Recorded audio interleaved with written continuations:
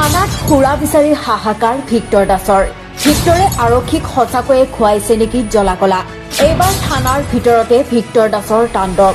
আচলতে কিমান সত্য এই খবৰ? পুনৰ চৰ্চাত বিতৰ্কিত ভিক্টৰ দাস। পত্নীৰ অভিযোগত আটক হৈছিল ভিক্টৰ দাস। আৰক্ষীয়ে জেৰা চলাই থকাৰ মাজতে অচেতন হৈ ঢলি পৰিছিল ভিক্টৰ দাস।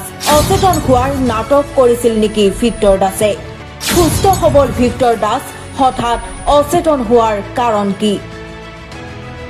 আৰক্ষীৰ প্ৰহাৰত অচেতন হৈছিল নেকি ভিক্টৰ দাস? কোনে বহুত মাৰিছিল ভিক্টৰ দাসক?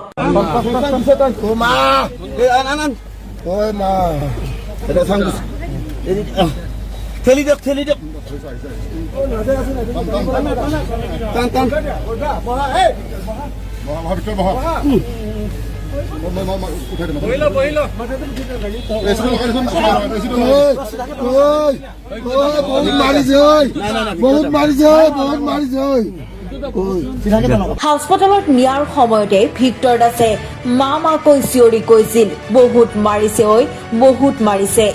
এয়া ভিক্টৰ দাসৰ নাটক আছিল নে সঁচাকৈয়ে প্ৰহাৰ কৰা হৈছিল ভিক্টৰ